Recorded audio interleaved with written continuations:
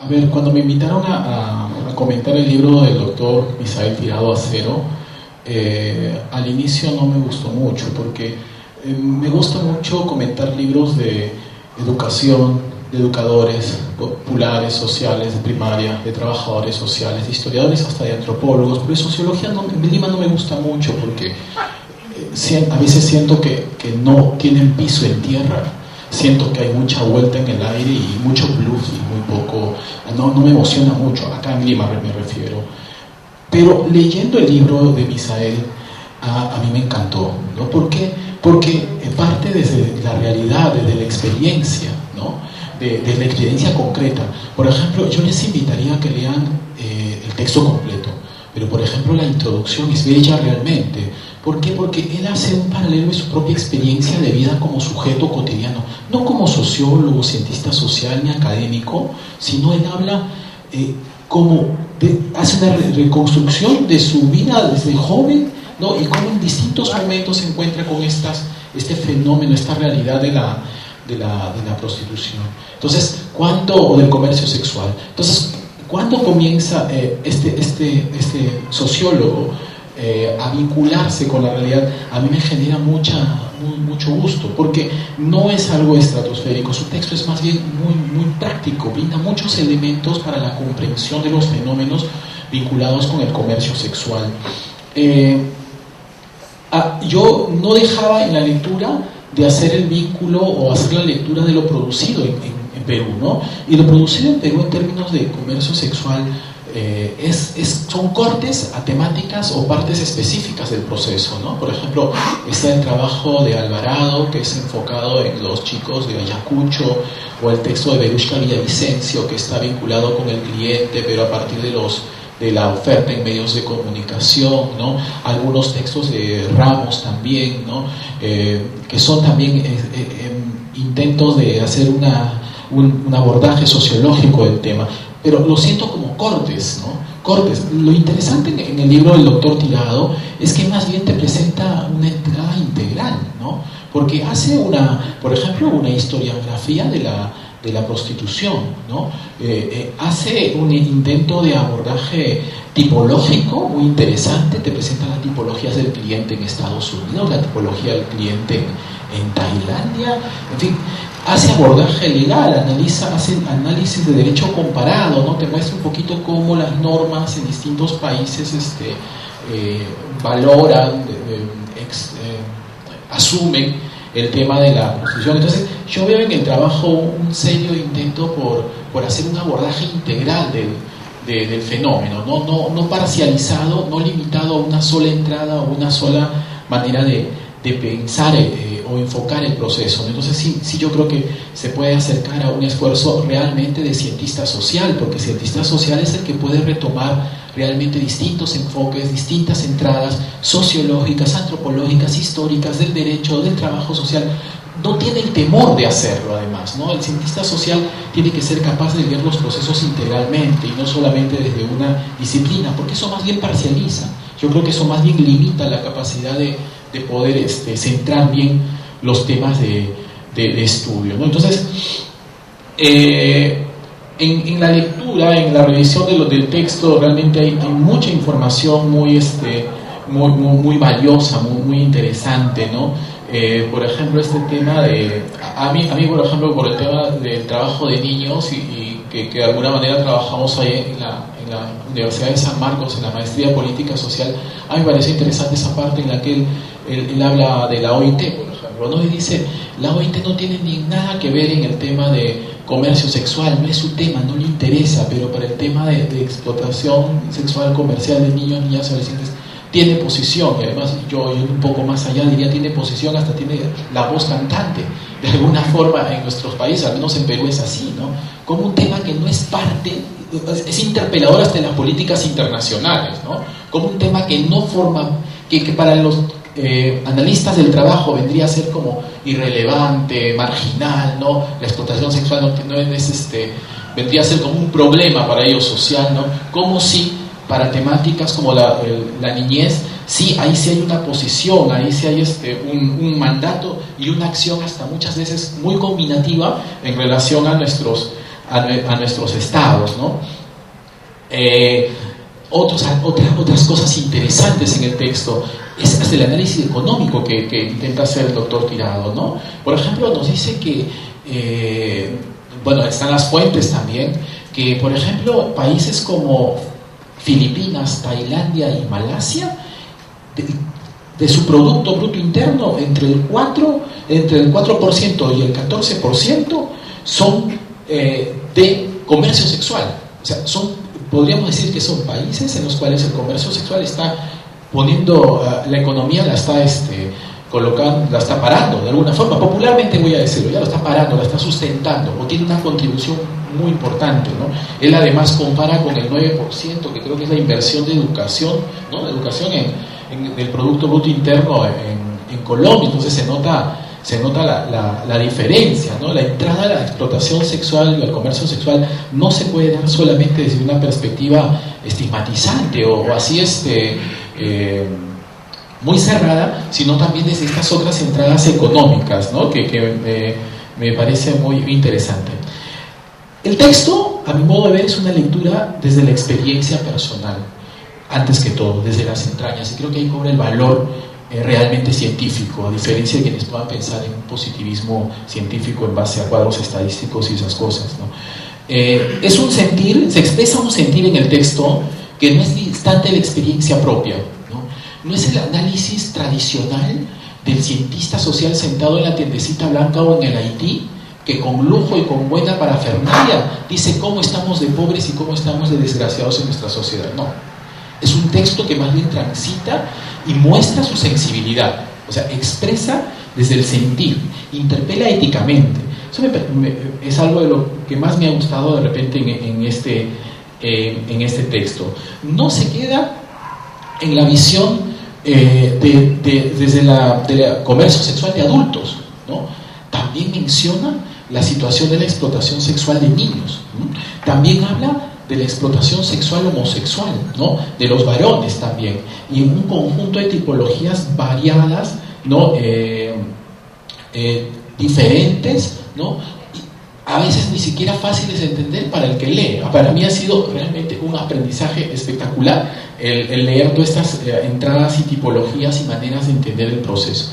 Ahora, sí creo que en el texto le falta un remate, creo que le falta un remate, el tiro final me parece que le falta al texto, en el sentido de que se habla de que el proceso de comercio sexual no baja, no se va reduciendo, sino más bien va avanzando. Esa es la perspectiva. La perspectiva es que el tema de comercio sexual se profundiza, ¿no? El doctor Tirado hasta ahora habla del comercio sexual virtual, ¿no? Entra hasta esos niveles ya del más media, metido en la explotación humana. Me decía que no remata, o me parece que está por rematar, o de repente viene en la próxima investigación, que no hay una interpelación a la realidad moderna. En algún momento, en alguna parte de la lectura, él dice, se mueve el tema en función a la lógica económica, ¿no? Pero la lógica económica es la racionalidad de cálculo de utilidad, es la racionalidad instrumental, es la lógica que mueve nuestras sociedades modernas, como Lima, como Bogotá, como Estados Unidos, como el mundo, ¿no? Se mueve en función de esa lógica, en la lógica del cálculo de utilidad. Todo es vendible, todo es alquilable y todo es comercializable, inclusive el cuerpo de la gente, ¿no? Se puede vender. Y también ese es el concepto, para mí es parte de la hipocresía de las políticas internacionales, que dicen, ay sí, ¿cómo pueden explotar a los niños en el comercio sexual?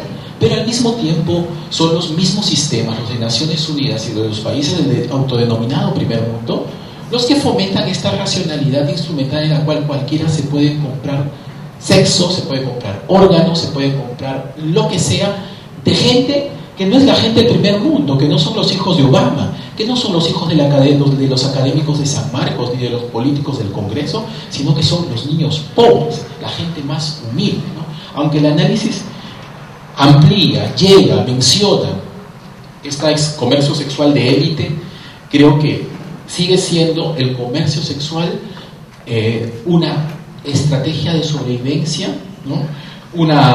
una manera de sobrevivir a como dé lugar dentro de una sociedad, dentro de modelos de desarrollo modernos que compran y venden todo lo que puedan comprar. En ese sentido comparto plenamente alguna parte del texto en el que él habla de el doctor habla de los agentes vinculados al comercio sexual y dice que son vendedores de tragedias, ¿no?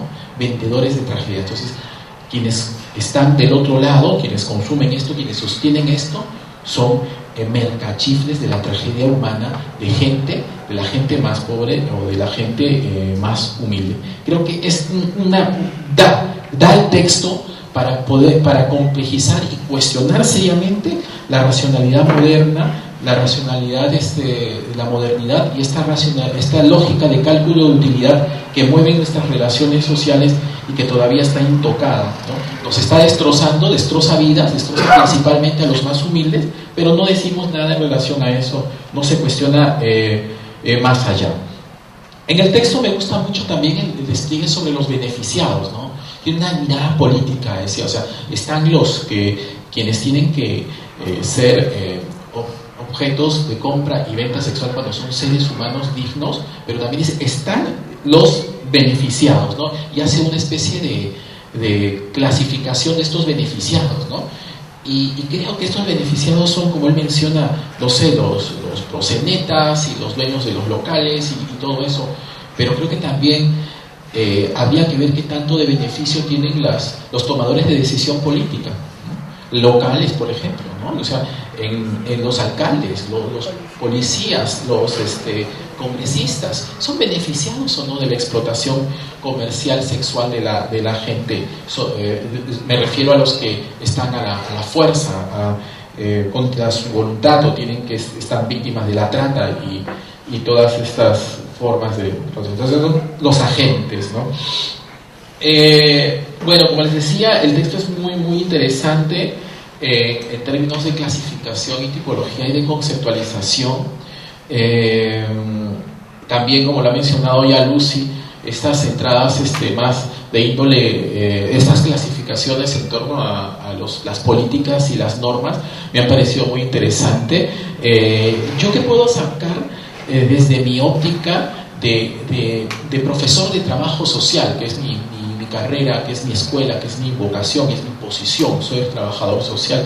Yo creo que hay muchos elementos prácticos para transformar la realidad, para plantear programas y proyectos y políticas que se pueden retomar de la lectura de este texto, o al menos para interpelar las políticas de nuestro Estado concretas, ¿no? O sea, no es solamente decir, tirarle barro al modelo y decir este Estado está hasta las patas, ¿no? No, es sobre cuestiones concretas. Por ejemplo, Perú tiene un plan de erradicación de la explotación sexual comercial infantil, ¿no?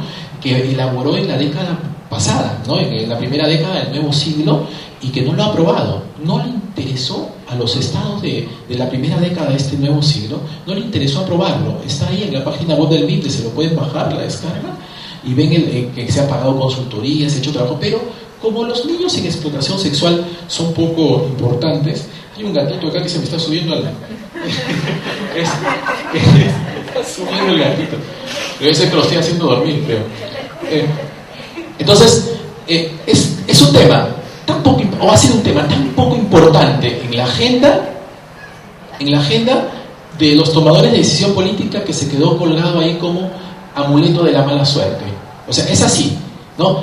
Y además es un tema sobre el cual estas Naciones Unidas, que a veces tiene unas de cal y otras de arena, sobre todo del primer grupo, a mi modo de ver, ¿no? Le tienen una observación al Estado peruano, ¿no? Al Estado peruano le planteó, ¿no? En el último informe de cumplimiento de la Convención sobre los Derechos del Niño, Estado peruano, tienes que hacer un plan nacional para enfrentar el comercio sexual de niños y adolescentes. Y el Estado peruano se le ha estado pasando históricamente en los últimos 10 años sin decir absolutamente nada. No le interesa, eso no le interesa cumplir. Entonces, yo creo que sirve para interpelar los planes que tenemos, la tan limitada acción política de cara a la explotación sexual comercial infantil y otras formas de comercio sexual a fuerza, ¿no? Tenemos un Ministerio de la Mujer en la cuadra de atrás tiene ya todo el gabinete de explotación sexual, que está rodeado de la explotación sexual, ¿no? A una cuadra del Ministerio de la Mujer y Desarrollo Social. O sea, sirve para interpelar realidades, posiciones, prioridades de un Estado que no se ha mostrado muy sensible de cara a esos temas, ¿no? Debe ser como alguna vez nos dijo un congresista cuando tratábamos de hacer alguna incidencia política en el Congreso, debe ser esa visión individualista de mientras no sean mis hijas no me interesa, no tengo ningún problema con que sean las hijas de otros. Desde el trabajo social creo que también nos sirve mucho, como les decía, para contrastar realidades y contrastar experiencias, ¿no? Si bien es cierto es un esfuerzo sociológico, ¿no? Pero de la mano a la realidad brinda elementos de comprensión que pueden servir, creo que para plantear los proyectos sociales hacia la niñez que está en situación de explotación sexual, de plantear alternativas ante esas situaciones, ¿no? Integrales, ¿no? Si tú lees el texto, la idea no te va a salir de hacer punición ni atender a los chicos en explotación sexual como si fueran y llevarlos a la cuarentena social de una institución, sino más bien tú te vas dando cuenta que el tema es familiar, que el tema es societal, que el tema es comunitario, ¿no? Que tiene que ver con fuerzas políticas, que tiene que ver con las variables económicas, ¿no? Creo que en ese sentido es un texto, yo se los daría a los chicos de la carrera de trabajo social porque les puede brindar elementos para poder plantear planes, programas y proyectos. Yo se lo plantearía a los chicos que tengo también en Garcilaso a veces de sociología, para que pisen la realidad, para que conozcan la realidad en serio, para que aprendan del buen oficio del cientista social, que no es mostrar sus términos difíciles o autores de moda, ¿no? Como pavo que se quiere pavonear de ser pavo real. No, para que pisen la realidad, para que entiendan realmente que hay que hacer cosas para transformar la realidad, porque como bien decía un autor muy antiguo, la ciencia social puede caer en brujería, ¿no? La ciencia social no puede ser brujería, la ciencia social tiene que ser transformadora, tiene que cambiar la realidad, ¿no? No solamente debes quedar en decir, la cosa está así de mala, sino más bien, la cosa está así de mala, pero se pueden hacer estas cosas, se puede transformar esto, se tiene que plantear esto. En ese sentido yo se los daría también a ellos para revisar, ¿no? Una vez más, gracias a Generación, a Lucy Borja por la invitación y muy bien, doctor Tirado, muy buen trabajo. Gracias por permitirnos una lectura tan rica.